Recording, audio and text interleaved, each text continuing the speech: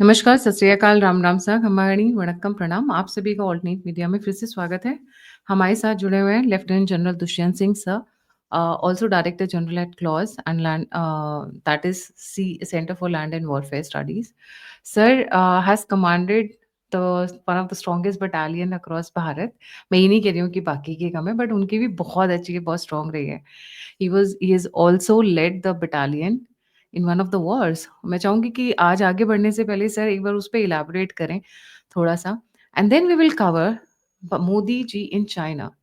बहुत सारी डेवलपमेंट्स आ रही हैं, बहुत सारी चीज़ें हो रही हैं, बैकग्राउंड में चीज़ें ज़्यादा हो रही हैं, फ्रंट में कम हो रही हैं, क्योंकि मोदी जी की आदत है हाथी के दाँत दिखाने की और खाने की ओर। सामने में थोड़े गुडी-गुडी रिएक्शंस आ रहे हैं, थोड़े गुडी-गुडी स्टेटमेंट्स आ रहे हैं, शी जिनपिंग बड़े वार्म तरीके से गले मिल रहे हैं। ऐसा लग रहा है कि वो बचपन के बिछड़े हुए भाई हों, वो वाली फीलिंग दे रहे हैं, बट हमें पता है कि एग्ज़ैक्ट सिचुएशन क्या होती है। Sir, a very warm welcome on the show, the platform is yours sir. जी। Thank thank you Gayatri ji. जहाँ तक मेरा एक्सपीरियंस की बात है तो देखिए मेरी करियर जो है करीबन 39 इयर्स आर्मी में और उसके बाद अभी मैं करीब 2.5 साल से डीजी हूँ centre for land warfare studies. तो मेरी पूरी ज़िंदगी ही इसी करियर में गुज़र गई है। तो इसमें उतार-चढ़ाव, खतरे, ये सब हमारे जीवन का एक हिस्सा बन जाता है और एक आधार बन जाता है, जिसके ऊपर बहुत सारे किस्से, कहानियाँ, बहुत सारी जो हादसे हैं, वो हमारे अंदर समाये हुए हैं। एक बार तो ऐसा हुआ था कि मेरे घर पे मैसेज भी चली गई कि मेरी डेथ हो गई है टेरर अटैक में। मेरी वाइफ़ काफ़ी चिंता में थी। 2 कर्नल्स का नाम लिया जा रहा था कि 2 कर्नल। वो हादसा हुआ था, लेकिन मेरी डेथ नहीं हुई थी उसमें, मैं बच गया था और हमने फिर बाद में 3 टेररिस्ट को मारा भी। उसमें मुझे एक भी खरोच नहीं आई, हालाँकि दूसरे कर्नल को थोड़ी इंजरी हुई, उनके कंधे पे ग्रेनेड के छर्रे लगे, उनके सिर पे थोड़ा-सा चोट आई, लेकिन वो पगड़ी पहनते थे, सरदार थे वो, तो वो इसलिए उनको जो थोड़ा-सा जो था कि वो उतना नुकसान नहीं पहुँचा, लेकिन हाँ, यहाँ कंधे पे काफ़ी लगा और बाकी जो उनके 2 जवान थे, उस जिप्सी में जिसमें हम जा रहे थे, वहाँ पे टेररिस्ट ने उनको ये और पराक्रम के टाइम पर है जब पार्लियामेंट अटैक हुआ था और उसके बाद पूरे देश को मोबिलाइज़ किया गया था बॉर्डर के ऊपर और ये तैयारी थी कि हम पाकिस्तान पर पूरी की पूरी इंडियन आर्मी अटैक करेगी। लेकिन प्रधानमंत्री वाजपेयी जी के टाइम पर हुआ था। आप सभी को पता है पार्लियामेंट अटैक एक तरह से हमारे राष्ट्रीय चिन्ह के ऊपर हमारी जो राष्ट्रीय धरोहर है पार्लियामेंट, उसके ऊपर अटैक एक अपने आप में ही एक बहुत बड़ा सिम्बॉलिक अटैक था और उसको रिस्पॉन्ड करना ज़रूरी था। लेकिन कुछ ऐसी चीज़ें हुई, ऐसे हादसे हुए कि अल्टीमेटली हमने हमने वो लड़ाई नहीं की, खाली बॉर्डर पे 1 साल रहे और वापस आ गए। लेकिन जिस क्षेत्र में मैं था, जो कि जम्मू एंड कश्मीर था, जहाँ पे पुंछ वगैरह का इलाका है, उस इलाके में था, तो वहाँ पे तो रोज़ लड़ाई चल रही थी, रोज़ जैसे आप देख रहे हैं बालाकोट के टाइम पे, सिंदूर के टाइम पर, एलसी जो है हमेशा लाइन ऑफ कंट्रोल जो है हमेशा एक्टिव रहती है, रोज़ कैजुअल्टीज़ होती थी। उस पीरियड में मेरी बटालियन में तकरीबन 57 कैजुअल्टीज़ हुई थी, डेथ्स फेटल। तो आप 2 1 डेढ़ साल के अंदर, तो आप अंदाज़ा लगा सकते हैं कि कितना एक्टिव था एलसी। हर तरह का हथियार आर्टिलरी, बड़ी आर्टिलरी, मीडियम आर्टिलरी, सारा कुछ इस्तेमाल हो रहा था। क्रॉस रेड्स भी होती थी, उधर से भी होती थी, हमारी तरफ से भी होती थी। तो उसी तरह के एक हादसे में हमारी जिप्सी पर अटैक किया 3 टेररिस्ट ने। टोटल 20 से ज़्यादा बोलते हैं वो थे, तो चारों तरफ फैल गए थे, तो उनको ढूँढ-ढूँढ के मारा जा रहा था। तो उस ऑपरेशन के दौरान मुझे ब बुलावा आया ब्रिगेड कमांडर से कि हमको दुश्मन के ऊपर फायर असॉल्ट करना है, जैसे कि आपने देखा होगा बालाकोट वगैरह में, लेकिन लैंड फोर्सेस के द्वारा एयर फोर्स और बाकी लोग नहीं उसमें शामिल होने वाले थे। तो मैं जब उधर जा रहा था तो मेरी गाड़ी पे अटैक हुआ और उसमें 3 लोग घायल हुए। और लेकिन हम थोड़ा-सा हमारा प्रेजेंस ऑफ माइंड था, तो हमने जो दूसरे कर्नल थे, वो ड्राइव कर रहे थे। मैंने उनको बोला कि आप ड्राइव करते रहो, गाड़ी के टायर तो सारे बस्ट हो गए थे, लेकिन रिम पर ही गाड़ी चली, यानी कि वो जो खाली लोहा होता है, लोहे पे गाड़ी थोड़ी दूर हमने चलाई ताकि हम वो एक बेंड था और बेंड के उस तरफ चले गए। तो उससे क्या हुआ कि जो गोली और ग्रेनेड का जो असर था वो हमारे ऊपर से हट गया। तो इसके बाद फिर हम लोगों ने उनको चारों तरफ से घेरा और वो वहाँ 3 टेररिस्ट थे जिन्होंने हमारे ऊपर अटैक किया। करीबन 2 घंटे के बाद हमने उनको न्यूट्रलाइज़ कर दिया, मौत के घाट उतार दिया और जो बाकी जो हमारे जो लोग इंजर्ड थे उनको हमने तुरंत हॉस्पिटल भेजा, उनका इलाज वगैरह हुआ, वो हमने तुरंत वो कर दिया था। ऑपरेशन को मैं सुपरवाइज़ कर रहा था उस टाइम पे। तो ये कहानी थी लेकिन पेपर में अगले दिन छपा 2 कर्नल्स के ऊपर हमला, फलाना-ढिमकाना और उस ज़माने में मोबाइल फ़ोन वगैरह भी नहीं होते थे। तो दैनिक भास्कर जो था यूपी में उसमें दैनिक जागरण में छप गया कि 2 कर्नल फलाना-ढिमकाना पुंछ सेक्टर में घायल हो गए और समथिंग लाइक दैट इस तरह की कुछ खबर आई डैडी ने हमारे पिताजी ने हमारी अ, धर्मपत्नी को बताया कि ऐसे-ऐसे हो गया है। तो वो काफ़ी चिंता में थे, टेलीफ़ोन करके पता करने का कोई तरीका नहीं था। 1-2 दिन के बाद मैं फिर मुझे नज़दीकी जब टेलीफ़ोन मिला कहीं, तो फिर मैंने उनको बताया कि ऐसा कुछ नहीं है, मैं सब ठीक-ठाक है। एक भी छर्रा नहीं लगा था मुझे। तो ये होती है सर आप कारगिल में भी थे ना? कारगिल के टाइम पे भी थे नहीं, आप? मैं कारगिल में नहीं था, कारगिल के दौरान मैं कलकत्ता में था। कै कारगिल खत्म होते ही मैं इधर आया, इस सेक्टर में आया था, तो अपनी बटालियन कमांड करने के लिए। उसके बाद आपको पता होगा एनएसजी में तो मैंने पूरा का पूरा ऑपरेशन ही लीड किया था। पठानकोट का जो अटैक हुआ था, वो तो राष्ट्रीय स्तर स्तर पे लोगों ने देखा। मेरे पुराने वो भी मिलेंगे आपको प्रेस और मीडिया के साथ बातचीत के हिस्से मिलेंगे अगर आप गूगल पे सर्च करेंगे तो। मैं आईजी ऑपरेशन था उस टाइम पे। ख़ैर ये कहानी बोलते रहूँगा तो ज़िंदगी के जी। पहलू हैं। अभी मैं कुछ दिनों में आई थिंक 2 तारीख को किसी एक यूट्यूब चैनल पे जा रहा हूँ उनके स्टूडियो पे, तो वो मेरे लाइफ़ स्टोरी के ऊपर एक यूट्यूब कर रहे हैं। तो देखते हैं कैसा होता है वो, तो उसके बाद अगर होगा तो हम आपसे भी शेयर करेंगे। ऑडियंस तो जी, देखेगी देखेगी। आप अपने चैनल पे भी मेरे ख़्याल से पता नहीं वो किसी और का चैनल है तो मैं उसके लिए वो नहीं कर सकता हूँ बट एनीवे एक्सेरेप्ट्स वग़ैरह तो आप दिखा ही सकते हैं। सो बिल्कुल। जहाँ तक इस पर्टिकुलर इवेंट की बात चल रही है, ये तो पिछले 3 साल से हम देख रहे हैं। जो भारत खाली भारत ही क्यों, पूरे दुनिया के ऊपर ट्रम्प ने एक अ, टैरिफ वॉर या ट्रेड वॉर छेड़ दिया है सॉरी। तो इसको बहुत अच्छी तरह से फ्रीडमैन ने समझाया है। फ्रीडमैन एक अमेरिकन एनालिस्ट हैं और वो बोलते हैं कि एक्चुअली पहली बार अमेरिका ने अपने हक के लिए लड़ाई लड़ी है। अब देख लीजिए। वो उनका पहला स्टेटमेंट है। वो बोलते हैं कि हम अभी तक अपनी जो फ़ॉरेन पॉलिसी थी उसको हम खाली एक प्रेडिक्टेबल तरीके से लोगों को पता चल जाता था कि भाई अमेरिका अब क्या करेगा, आगे क्या करेगा। ट्रम्प ने आकर के उस पूरे मॉडल को ही चेंज कर दिया, चाहे वो कोल्ड वॉर के टाइम का पीरियड रहा हो या कोल्ड वॉर के बाद का पीरियड रहा हो। अमेरिका को सब गेस कर लेते थे कि अमेरिका इस तरह ही हरकत करेगा इस पर्टिकुलर इंसिडेंट के ऊपर। लेकिन अब ट्रम्प ने जो कार्रवाई शुरू करी है, उससे अब किसी भी देश को पता नहीं चलता है कि अमेरिका अगला क्या कदम उठाएगा। तो ये मुझे लगता है एक्चुअल सच्चाई है। वो चाहते हैं कि दुनिया के सारे देश खलबली में रहें, उनसे डर के रहें और उनको ये ना पता चले कि अगला स्टेप क्या लूँगा। जब वो थ्रेट भी करते हैं, तो उनके वो बोल रहे थे शायद उनके मुँह से जो भी फ़िगर आती है वो बोल देते हैं। बाद में ज़रूर वो उसको करेक्ट कर देते हैं, जैसे कभी 200% टैरिफ, कभी 500% टैरिफ और वो उनके हिसाब से फ्रीडमैन के हिसाब से जो टैरिफ है सबसे लोएस्ट रिस्क ऑप्शन था। नहीं तो हम लोग मतलब अमेरिका हर समय लड़ाई के लिए चला जाता था। चाहे वो अफ़गानिस्तान हो, ईरान हो, इराक हो, वियतनाम हो, वो अपने हवाई जहाज़ उठाता था, लड़ाई करने चला जाता था। अ, पहली बार हम लोग अब फिज़िकल एक्शन नहीं कर रहे हैं, हम लोग जो है सबसे लोएस्ट रिस्क है टैरिफ का, इसमें इकोनॉमी का हमें उतना ज़्यादा कोई ख़ास फ़र्क नहीं पड़ेगा, ज़्यादा होगा तो हम रिवर्ट बैक कर जाएँगे। तो इतना इतना कोई रिस्क ऑप्शन नहीं है। इसलिए हम लोगों ने टैरिफ वॉर किया और उसको अच्छा मानते हैं। उनके हिसाब से बोलते हैं ये ट्रम्प बहुत अच्छा कर रहे हैं। एनीवे ये उनका व्यू पॉइंट था बट इसी के खिलाफ भी हैं कई लोग, निक हेली हो गए, कई लोग जो हैं अमेरिका में जो काफ़ी स्पेशली जो डेमोक्रेट्स हैं, वो तो पूरे के पूरे इसके खिलाफ हैं, कुछ रिपब्लिकन्स भी खिलाफ हैं, बर्नी सैंडर्स जो रिपब्लिकन है, निक हेली रिपब्लिकन है, वो लोग भी इस ट्रम्प के कदम से नाराज़ हैं। तो अब हम बात करेंगे कि इस परिप्रेक्ष्य में एसईओ का क्या महत्व है? देखिए, जब एक दरवाज़ा खुलता है बंद होता है तो दूसरा खुल जाता है।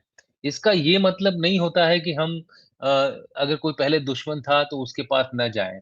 आपको पता होना चाहिए कि अंतर्राष्ट्रीय परिप्रेक्ष्य में ना कोई आपका दुश्मन है परमानेंटली, ना कोई आपका दोस्त है परमानेंटली। अगर कोई चीज़ परमानेंट है तो आपकी जो है राष्ट्रहित है। राष्ट्रहित के लिए जहाँ से भी, जैसे भी tactically, strategically, long term, short term, medium term जिस टर्म में हो, अगर हमारा राष्ट्रहित उससे सधता है, तो हमको साधना चाहिए। ये हमारे पुराने जो थिंकर्स हैं, चाहे वो कौटिल्य को ले लीजिए, महाभारत ले लीजिए, चाहे आप रामायण को ले लीजिए, जितने जितने भी हमारे पुराने नीति शास्त्र को ले लीजिए, रामधारी सिंह दिनकर जो कि शांति के पुजारी थे, उनको ले लीजिए। ये सारों के सारों का यही एक वो था कि भाई अपनी शक्ति बढ़ाइए, अपनी शक्ति को बढ़ाइए और नीतिगत तरीके से अपने राष्ट्र का निर्माण करिए और हमारा जो फ़ोकस बड़ा क्लियर है, 2047 India to be a developed country, simple period. इसके रास्ते में जो आएगा मिट जाएगा। तो अगर अमेरिका का प्रेसिडेंट ये सोचता है कि हम पे ट्रम्प की टैरिफ की धमकी दे करके हमको कुछ कर देगा, तो आई एम सॉरी ये ऐसा नहीं होगा, भारत नहीं झुकेगा। तो मैंने कुछ एक स्लाइड्स आपको बनाई हैं ताकि अपने श्रोताओं को मेरा वाला ऐड कर दीजिए। हाँ, तो इससे पता चलेगा कि हमारा क्या है। तो देखिए अब आपको इसमें ना मोदी जी की नीति समझ में आनी चाहिए। मोदी जी, जयशंकर ये जो हमारे फ़ॉरेन मिनिस्टर हैं, इन लोगों की नीति समझ में आनी चाहिए। सबको पता है हमारा चाइना के साथ उतने अच्छे संबंध नहीं हैं और भारत की नीति है स्ट्रैटेजिक ऑटोनॉमी की। उस स्ट्रैटेजिक ऑटोनॉमी के तहत वो सीधे चाइना नहीं गए, पहले गए जापान। जापान क्यों गए? क्योंकि जापान जो है वेस्टर्न वर्ल्ड का एक तरह से वेस्टर्न वर्ल्ड का हिस्सा बनता है। आपकी आवाज़ समझ में नहीं आ रही है मुझे सुनाई नहीं दे रही है। आपने शायद माइक्रोफ़ोन म्यूट कर रखा है। तो वो पहले जापान गए, ये बताने के लिए चाइना को कि भाई हम अपने हिसाब से इंटरनेशनल रिलेशंस में आगे बढ़ेंगे और जापान के साथ क्यों गए out of all the quad country वो जापान के साथ क्यों गए? क्योंकि जापान ने हाल ही में जो ट्रम्प का और उनका बीच में जो टैरिफ एग्रीमेंट हुआ था, उसके ऊपर सवालिया निशान लगा दिए हैं। उन्होंने ये बोला है कि हमने इन्वेस्टमेंट की प्रॉमिस नहीं करी थी। उन्होंने टैरिफ जो लगाया था अमेरिका ने उसके ऊपर सवाल उठा दिए हैं। सो कहने का मतलब ये है कि जापान भी अब अ, ट्रम्प से नाराज़ है, तो सबसे पहले उन्होंने एक लाठी से 2 शिकार किए। जापान में गए, जापान से मित्रता की और जापान से बहुत सारे एग्रीमेंट्स साइन हुए एक ही दिन के अंदर, 1 दिन के विज़िट में। ये जो फ़िगर है वो दिखा रही है कि किस तरह से ट्रम्प ने जो है, भारत को छेड़ करके दुनिया के वर्ल्ड को ही रीअलाइन कर दिया है अब। अब सारे के सारे देश जो हैं वो एक तरह से चाइना, रशिया इस गुट में आते जा रहे हैं। लेकिन भारत अभी भी बोलता है हम तो भाई स्ट्रैटेजिक ऑटोनॉमी में रहेंगे, हम जापान के पास जाएँगे, जापान से हम डील करेंगे। ये मेंबर्स हैं जो आप दिखा रहे हैं आप मैप के ऊपर। इसमें एक चीज़ जो ध्यान देने वाली है कि इस बार उन्होंने लुकाशेंको को भी बुलाया हुआ है। टर्की के प्रेसिडेंट को भी बुलाया हुआ है। पाकिस्तान तो ख़ैर मेंबर है, हिस्सा है, इसलिए वो आया है। लेकिन और भी आसियान को बुलाया है, यूएन को बुलाया है, बुतरस गाली को बुलाया है। तो आप समझ रहे हैं ये पूरा का पूरा जो एससीओ मीट को चाइना ने और रशिया ने और भारत जैसे बड़े-बड़े देशों ने मिल कर के एक अल्टरनेटिव प्लेटफ़ॉर्म बना दिया है। और यहाँ ट्रम्प को समझना पड़ेगा कि भाई ट्रम्प भाई साहब आप किसी गलतफ़हमी में मत रहिए। आप दुनिया के लिए अब उतने इम्पोर्टेंट नहीं रह गए जितने आप पहले थे। पहरेदार होंगे अब अपनी पहरेदारी करिए। बहुत सारे देश हैं जो कि अब आपसे ज़्यादा वो डरने वालों में से नहीं है। तो एक बुली को उसका जवाब भी दिया जा रहा है। इस वजह से भी कई सारे जो प्रेसिडेंट्स और प्राइम मिनिस्टर्स हैं, वो एससीओ समिट में आए हुए हैं। 20 देश जो हैं इस पूरे एससीओ समिट में आए हुए हैं और 10 इंटरनेशनल ऑर्गनाइज़ेशंस आई हैं, जिसमें कि यूएन भी शामिल है। ये एक तरह से बहुत बड़ा तमाचा है यूएस के लिए। देखिए भाई, आपकी जो सो कॉल्ड न्यूयॉर्क की ऑर्गनाइज़ेशन है, which is supposed to look after the world, they have also come and joined the SCO meet. कहीं न कहीं ये हो रहा है कि जो जो शी जिनपिंग हैं, वो एक लीडरशिप रोल में आ रहे हैं, एक अल्टरनेटिव फॉर्मेशन के। इसमें एक नया चीज़ और जो जुड़ गई है, वो पुतिन की स्टेटमेंट है। अब पुतिन ने एक ऐसे कहते हैं ना कि काउंटर स्ट्रोक, मास्टर स्ट्रोक मारा है। उन्होंने बोला कि ये जो हमारी जो मीटिंग हो रही है, वो इक्वल टर्म्स पे हो रही है। यहाँ ना कोई देश बड़ा है, ना कोई देश छोटा है। और ये भी निशाना कहाँ जा रहा है? ट्रम्प के ऊपर, जो वो सोचते हैं कि हम ही हैं कर्ता-धर्ता इस पूरे विश्व के और बाकी लोग उनकी बात मानेंगे। उसी का एक काउंटर जवाब दिया है। इससे लिंक्ड और क्या चीज़ है? ज़ेलेंस्की जो कि अ, जो कि ट्रम्प पे भरोसा कर रहे थे कि भाई ट्रम्प उनकी ये लड़ाई रुकवा देंगे, उनके फ़ेवर में लड़ाई रुकवा देंगे। ट्रम्प बार-बार प्रध सॉरी प्रधानमंत्री मोदी जी को टेलीफ़ोन कर रहे हैं। क्यों कर रहे हैं भाई? उनको पता है कि रशिया में जाकर, रशिया के अंदर अगर किसी लीडर ने रशिया पुतिन के व्यूज़ के अकॉर्डिंगली स्टेटमेंट नहीं दी है, वो तो खाली मोदी हैं। उन्होंने रशिया में जाके बोला है कि ये समय युद्ध का नहीं है, बातचीत और वार्ता से आप इस मसले का हल निकालिए और लड़ाई को रोकिए। और ये उन्होंने मॉस्को में जाके कहा है। ज़ेलेंस्की को ये भी पता है कि जब लड़ाई छिड़ी थी रशिया और यूक्रेन की और हमारे जितने भी विद्यार्थी थे, जितने भी जो भारतीय थे वहाँ पर 24 घंटे के लिए नहीं 4 दिन 24 से 48 घंटे के लिए युद्ध रुकवा दिया था प्रधानमंत्री मोदी ने। तो किसकी ज़्यादा चलती है पुतिन के ऊपर? किसको पुतिन ज़्यादा रिस्पेक्ट करते हैं? और ये बात जो है ना, ये भी एक सिग्नल गया है एससीओ के द्वारा। फिर पुतिन जब की वो स्टो स्टो ट्रम्प ट्रम्प से मिलकर आए तो सबसे पहले उन्होंने किसी को कॉल किया, वो तो मोदी जी को कॉल किया था, किसी को भी नहीं किया बिल्कुल, एंड ही ट्वीटेड बिल्कुल अबाउट इट। बिल्कुल। सो ज़ेलेंस्की को भी समझ में आ रहा है भाई, घी किधर है?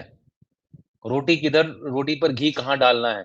तो इस समय मोदी, पुतिन और शी जिनपिंग एक दुनिया के स्तर पर एक बहुत बड़े लीडर्स के तौर पर उभर के आ रहे हैं और ये सिग्नल जा रहा है अमेरिका को। अब देखिएगा धीरे-धीरे वो पाइप डाउन होंगे।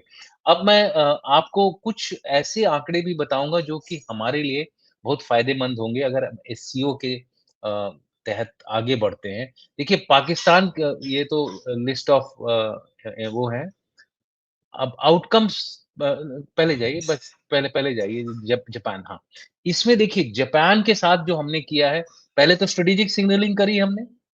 अब अपने लिए आपस में क्या किया? हमने किया है बायलैटरल ट्रेड एग्रीमेंट किया है। 10 साल के लिए 10 साल के लिए 10 ट्रिलियन युआन यानी कि इन बिलियंस ऑफ डॉलर्स में आएगा करीबन ये 60,000 करोड़ बनता है इंडियन मनी के हिसाब से एंड ये प्लेज कर दिया है जापान ने कि हम इंडिया के अंदर खर्च करेंगे। ये अपने आप में एक बहुत बड़ी उपलब्धि है। डिफेंस एंड सिक्योरिटी में, स्पेस में एग्रीमेंट हुआ है कोऑपरेशन के लिए, एआई में एग्रीमेंट हुआ है कोऑपरेशन के लिए, लिखित में हुआ है, साइन हो गया है जी। टेक्नोलॉजी और इनोवेशन में एग्रीमेंट हुआ है। इसी तरह से infrastructure, mobility, people to people cultural ties आप देख ही रहे हैं, जहाँ भी मोदी जा रहे हैं, उनको सब भारतीय कल्चर से स्वागत कर रहे हैं, चाहे वो जापान में गए हों। जापान में तो वो लोग क्या बोलते हैं, ट्रांसलेशन करके उनकी जय भी बोल रहे थे हिंदी में। वही वही हाल आपने चाइना में देखा। अब आप देखिए, इसका रेलेवेंस एससीओ के लिए क्यों है? क्योंकि एससीओ में जाने जाने के लिए जापान और एससीओ की नहीं बनती है, राइट? जापान और एससीओ की नहीं बनती है। तो अगर हम एससीओ में जाते हैं, तो उससे पहले वो जापान से अपना जो जो होता है ना कि रिश्ता-नाता साझा करके, उनसे शेयर करके, जो उनके प्राइम मिनिस्टर हैं शिगो, उनके साथ मुलाकात करके, उनको समझा के फिर वो जा रहे हैं एससीओ। तो अभी मोदी जी जो है, वो चाइना को भी सिग्नल दे रहे हैं कि यार भारत अपना तरीका नहीं छोड़ेगा। जो उसकी स्ट्रेटेजिक ऑटोनॉमी का जो तरीका है ना, कि तुम्हारे साथ भी रहेंगे और जहाँ हमें दूसरी जगह से फ़ायदा मिल रहा है, वो उसके साथ भी रहेंगे। जापान तुम्हारा दुश्मन होगा, क्योंकि वो लोग सेलिब्रेट कर रहे हैं ना, विक्ट्री सेलिब्रेट कर रहे हैं चाइना वगैरह में। तो उसमें तो वो जापान के खिलाफ है। तो लेकिन उन्होंने जानबूझ के ये किया, ताकि चाइना को क्लियर हो, शी जिनपिंग को क्लियर हो, कि यार हमारे लिए जापान दुश्मन नहीं है, तुम्हारे लिए होगा, हमारे लिए नहीं है। तो आगे अगर आप चलेंगे तो मैं एक और इसके इसके बारे में हाँ, अब मैं बताऊँगा कि भाई एससीओ से अभी हमको फ़ायदा क्या हो रहा है टैरिफ से, बोलते हैं ना कि एक अपॉर्च्युनिटी, एक दरवाज़ा खुल गया है। टैरिफ से हमको ये फ़ायदा हुआ है कि अब शी जिनपिंग ये सोच रहे हैं कि ये हमको मौका मिल गया है इंडिया के साथ रिश्ते बेहतर करने के लिए। तो मैंने बात करी थी ना टैरिफ, ट्रेड, टेरिटरी, टेररिस्ट्स, यही 4 चीज़ों पर हमारा डिस्कशन होगा एससीओ में। टेरिटरी को ले लीजिए अब हमने ये इस चीज़ के लिए एग्री कर लिया है कि हम 2005 के एग्रीमेंट को और आगे बढ़ाएँगे और अपनी टेरिटरी को बातचीत और वार्ता से हल करेंगे। इसमें उन्होंने एक और चीज़ जो एग्री करी है कि जो अर्ली हार्वेस्ट का मतलब होता है कि जो बाउंड्री डिस्प्यूट्स में कम से कम डिस्प्यूट है, उनको हम जल्दी से सॉल्व कर लें, ताकि कुछ प्रोग्रेस दिखे। अब एक जगह अगर हमारी एक कोई डिस्प्यूट का वो हो जाता है सॉल्यूशन हो जाता है, तो वो अपने आप में दूसरी जगह के लिए एक वो बन जाएगा, एक प्रेसिडेंट बन जाएगा, तो हम उसके ऊपर भी उसी तरह से नहीं तो अभी सारे के सारे डिस्प्यूट जो भारत के हैं ना, एक साथ हमको डिस्कस करने पड़ते हैं।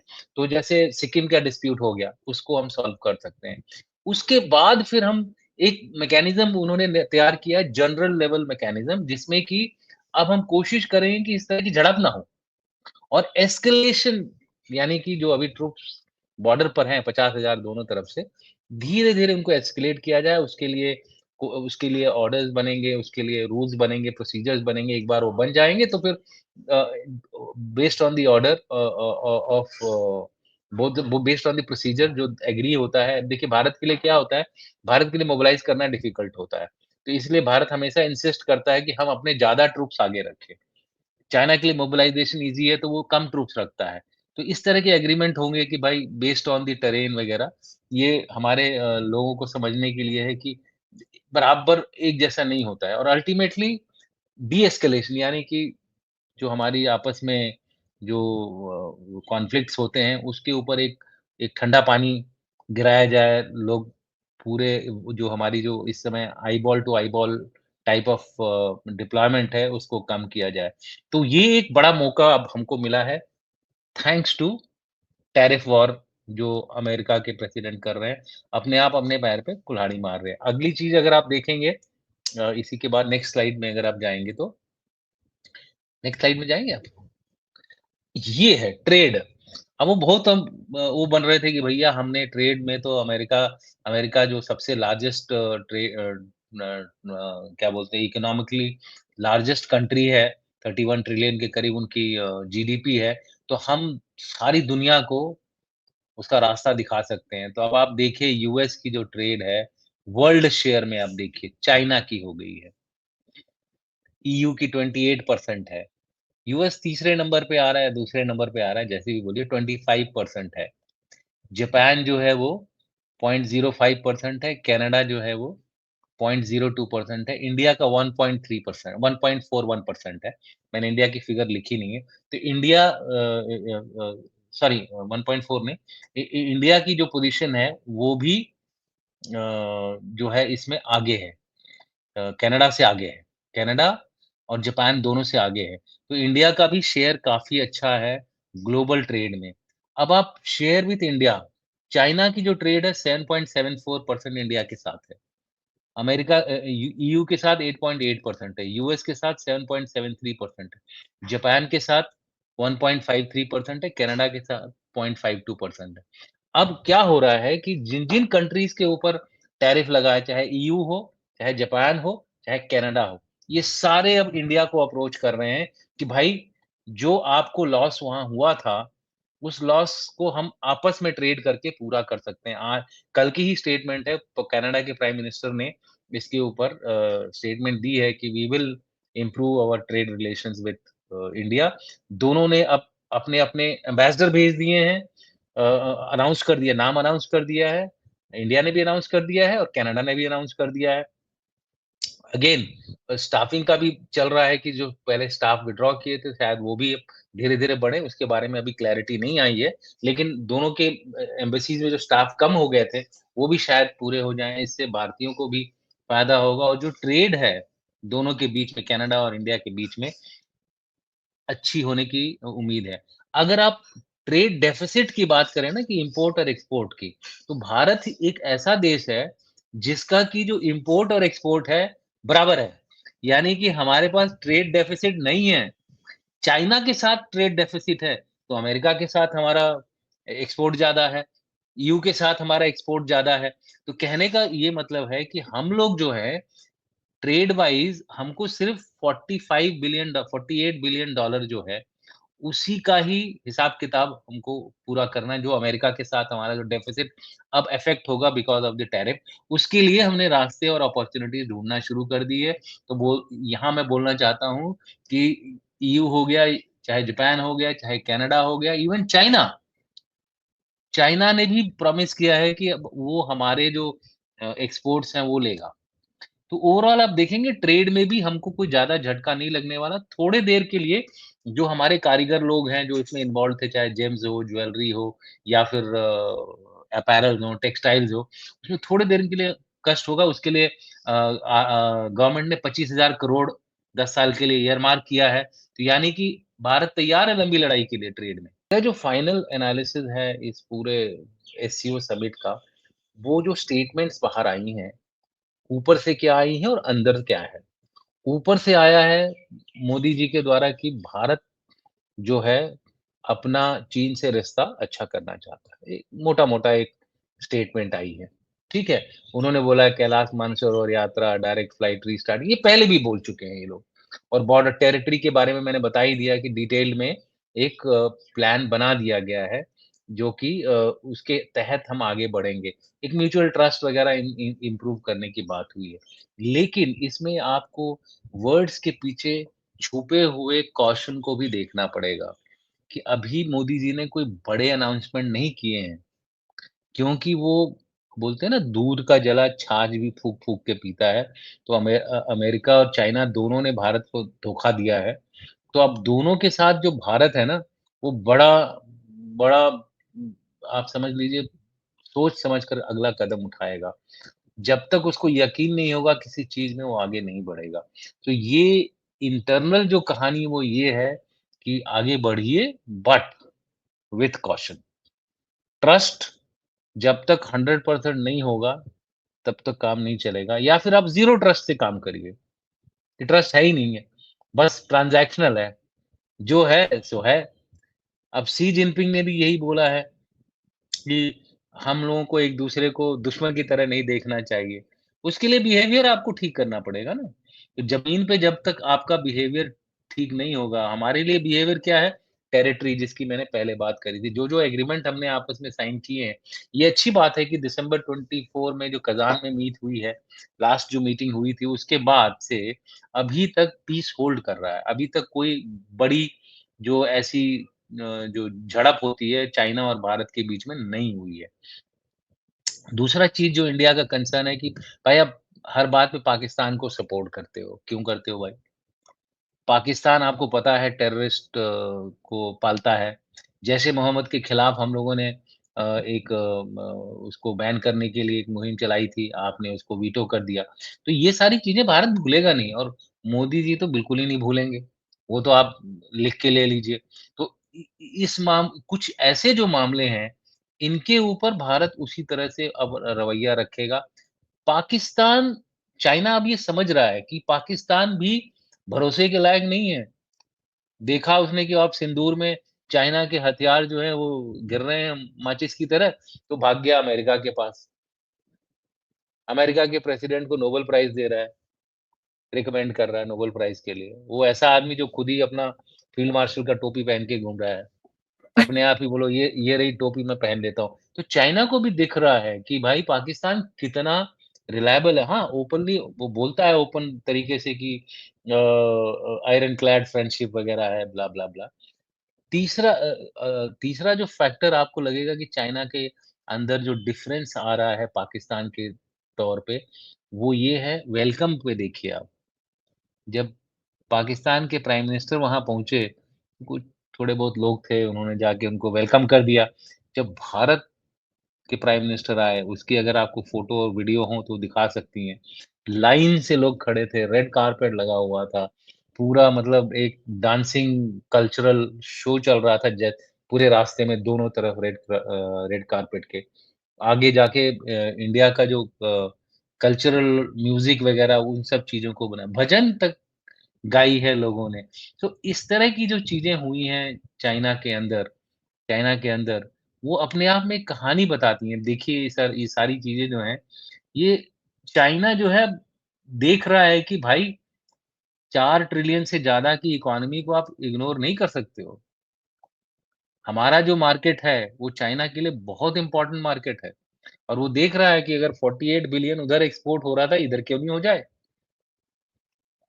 तो ओवरऑल ट्रेड किसकी बढ़ेगी? चाइना की बढ़ेगी या तो हम ब्लाइंडली नहीं जाएँगे इन सब चीज़ों में। ऐसी बात मैं ये नहीं बोल रहा हूँ कि हम इन सब के ऊपरी दिखावे से खुश हो जाएँगे, नहीं वो तो लास्ट ही बोलेगा, सबसे लास्ट में ही हम खुश होंगे जब हमको यकीन होगा कि भाई China really means something.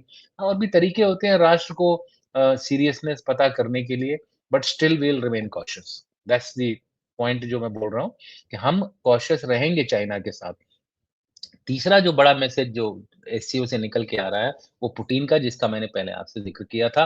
Putin ने अमेरिका के खिलाफ जो ओवरटली नहीं बोला अमेरिका के खिलाफ, लेकिन जो बयान दिया है वो डायरेक्टली लिंक करता है अमेरिका की बिहेवियर से, अमेरिका की कूटनीति से। अमेरिका की जो जो राजनीति है वो ये है कि भाई we are the world's policeman हम ग्लोबल पुलिसमैन हैं, हम ही लोगों को डिसिप्लिन में रखते हैं, हम ही वर्ल्ड ऑर्डर चलाते हैं, हम ही सब कुछ करते हैं। वो सारी कहानी को जो है ध्वस्त करते हुए उन्होंने लिखा है कि ये जो हमारी ग्रुपिंग है, जो ये जो हमारा एससीओ का जो अलाइनमेंट है, बाद में हो सकता है ब्रिक्स और आरआईसी का एक अलग से ही ग्रुप बन के उभरे और मुझे लगता है RIC will come up as a big factor now. SCO से ज़्यादा आरआईसी का महत्व होगा जिसमें रशिया, इंडिया और चाइना रहेंगे। थोड़ा-सा ट्रस्ट फैक्टर है, उसको हम देखभाल करेंगे कि हम एक-दूसरे को इक्वल समझते हैं। ये जो स्टेटमेंट दी है पुतिन ने, we consider all our partner as equals and not superior और इंफीरियर। ये जो स्टेटमेंट है this is a direct assault on the American foreign policy और यही एक ऐसी चीज़ है जो कि हमको इस पूरे जितने भी हमारे मल्टीपोलर वर्ल्ड बन रहा है उसमें इंसिस्ट करनी है और भारत हमेशा इसमें इंसिस्ट करता है और वो चाहता था कि भारत एक पॉन की तरह रहे। चेस में वो शतरंज में एक होता है ना पॉन, पॉन को हिंदी में क्या बोलते हैं आपको शायद पता होगा। वो जो सिपाही, सिपाही की तरह सोच रहे थे कि भाई हम जो बोलेंगे वो ये कर देगा, ऐसा नहीं होता। उन्होंने गलत कस्टमर सेलेक्ट कर लिया। एक बार याद है आपको एक किसी ने क्वेश्चन पूछा था मोदी से कि मोदी जी से कि भाई आपने अमिताभ बच्चन जब वो चीफ मिनिस्टर थे, आप जब आपके स्टेट का जो वाइब्रेंट गुजरात का जो एडवर्टाइज़मेंट है वो अमिताभ बच्चन जी करते हैं, तो आपने उनको कितना पैसा दिया है? तो उन्होंने क्या बोला था? क्या जवाब दिया था? कुछ भी पैसे याद नहीं है दिए आप? उन्होंने। ही इज़ नहीं, नॉट नहीं, पेड नहीं, हिम। नहीं। नहीं, नहीं, नहीं। जवाब एग्ज़ैक्ट क्या था स्टेटमेंट क्या उनका? थी? एग्ज़ैक्ट स्टेटमेंट नहीं याद है सर। जी। उन्होंने बोला था, गुजराती पैसा देता नहीं, पैसा लेता है। एक की सवारी पर एक टिकट पे डेढ़ की सवारी करता है गुजराती, ये उनका बड़ा फ़ेमस है। तो मतलब कहने का मतलब ये था कि पैसा देने में विश्वास नहीं रखते हैं वो। तो अगर ये जितने भी एग्रीमेंट्स हो रहे हैं, आपको पता है बुलेट ट्रेन का 2030 तक शायद Bombay Mumbai Baroda corridor high speed corridor बनने जा इनॉग्रेट होने का उम्मीद है। जापान से ही टेक्नोलॉजी पूरी जाएगी। उस पर भी उन्होंने एक वो कर लिया है जापान के साथ। जापान के प्राइम मिनिस्टर शिगो ने बोला है कि हम 2 ट्रेन कॉम्प्लीमेंट्री देंगे। वाह! 2 ये ट्रेन 2 2 मतलब ट्रेन फ्री पे फ्री कॉम्प्लीमेंट ला रहे हैं, फ्री पे फ्री फ्री पे लेकर आ फ्री रहे हो। नहीं, नहीं फ्री तो नहीं है, वो इन्वेस्टमेंट है तो उनको रिटर्न करना पड़ेगा। लेकिन जो 2 कॉम्प्लीमेंट्री दे रहे हैं, इस तरह की राजनीति हमको करनी है, इस तरह का अंतर्राष्ट्रीय जियोपॉलिटिक्स का गेम हमको खेलने के लिए अगर कोई आदमी हमारे देश में इस समय काबिल है, तो वो is our prime minister ably assisted by his advisers who are there in his cabinet. वो तो उनके ऊपर है किसको क्या करते हैं, कहाँ रखते हैं। तो overall I feel that we are we will overtake we will overcome ये जो ट्रम्प का जो चैलेंज है through various forums, not only SCO, RIC भी है, ब्रिक्स भी है, क्वाड भी है। क्वाड में भी देखिएगा उन्होंने स्टेटमेंट वो इतना चिढ़ गए बोला कि भाई हम क्वाड में मीटिंग में नहीं आएँगे, ट्रम्प साहब, ठीक है? हाँ, कल उन्होंने अब मना कर ऑफ दिया आने से। ऑफ़िशियली तो बोला है ऑफ़िशियली नहीं आया है ऐसा कुछ, वो न्यूयॉर्क टाइम्स की खाली न्यूज़ आइटम है। बट न्यूयॉर्क टाइम्स की अगर न्यूज़ आइटम है तो कुछ न कुछ उनको पता चला होगा तभी ये स्टेटमेंट दी होगी उन्होंने। कहने का ये मतलब है कि कहीं वो क्वाड से ही ना अलग हो जाए, क्योंकि Australia, New Zealand, Japan quad without USA मतलब यस या ऑस्ट्रेलिया, जापान और इंडिया आर फर्मली टुगेदर। तीनों जो देश हैं, ये एक दूसरे के साथ बहुत अच्छे रिश्ते हैं इनके। तो अगर आप चुनना चाहते हैं या एकला चलो, तो चलें एकला। अपने देश का सत्यानाश ही करने वाले हैं। अगर ये टैरिफ्स 1 साल रह गए, मैं बता रहा हूँ गायत्री कि इनका जो हाउसहोल्ड एक्सपेंडिचर है, वो 1800 हो जाएगा। पब्लिक जो है चिल्लाने लगेगी और सड़कों पे आ जाएगी। 2018 में जो जो हाउसहोल्ड एक्सपेंडिचर बढ़ा था, वो तकरीबन $3000 तक बढ़ गया था। तो अगर ये इस तरह से ही करेंगे, फूड आइटम महँगे होंगे, कॉमन पब्लिक गुस्सा होगी। एज़ सच अभी कॉमन पब्लिक जो है वो शिकागो में वो उन्होंने इमरजेंसी नेशनल गार्ड को डिप्लॉय किया है इमिग्रेंट्स को बाहर ले जाने के लिए, कल की खबर है ये। तो वहाँ के मेयर ने लिखा है, "go back, we don't listen to you. The city was made by the immigrants and we will not adhere to your order." तो उन्होंने फिर अब नेशनल गार्ड जो आर्मी का इक्विवेलेंट ही समझ लीजिए, उनको भेजा है वहाँ पर इस इमिग्रेंट्स को बाहर निकालने के लिए एक फोर्सिबली बाहर निकालने के लिए। ऐसा प्रेसिडेंट कितना दिन चलेगा यार? कुछ लोग बोल रहे हैं कि वो बहुत बुरी तरह से बीमार है। यहाँ तक कि वाइस प्रेसिडेंट ने बोल दिया है कि भाई Trump is hello and hearty और वो अपने पूरे नेज़र टेन्योर को इज़ पूरा करें पूरे कल टेन्योर को पूरा करेंगे। बट उसी साँस में उन्होंने ये भी बोला, but I am ready to lead the take country. On lead lead the country. तो कहीं न कहीं कुछ तो हो रहा है, something is happening, some people are saying that he is suffering from cancer, I don't know, only time will tell, but I believe at one place he actually stumbled down from the stage also. There was आज some उनके हाथ के video. ऊपर कई सारे patches आ रहे हैं and that is Mm, because he yeah, is sick और समथिंग एंड कल Trump is dead was trending in Twitter. That yes. News was there all over because Tuesday से लेकर अभी तक वो सामने आए नहीं थे। हुँ। सो एनीवे इस तरह की खबरें चलती हैं, हमको ज़्यादा विश्वास इस पे नहीं करने की ज़रूरत है। But whatever I am saying is that what I am saying is that आज की डेट में अगर अमेरिका भारत को झुकाना चाहता था, तो वो उसमें बुरी तरह से असफल रहा है। फ्रीडमैन चाहे कुछ भी बोलें, फ्रीडमैन तो ये बोल रहे हैं कि ये बहुत अच्छा पॉलिसी है। वो ये बोलते हैं कि भाई इंडिया को इसलिए उन्होंने सेलेक्ट किया कि अमेरिका इंडिया के बिना रह सकता है। अमेरिका के लिए इंडिया ज़रूरी नहीं है, लेकिन चाइना ज़रूरी है।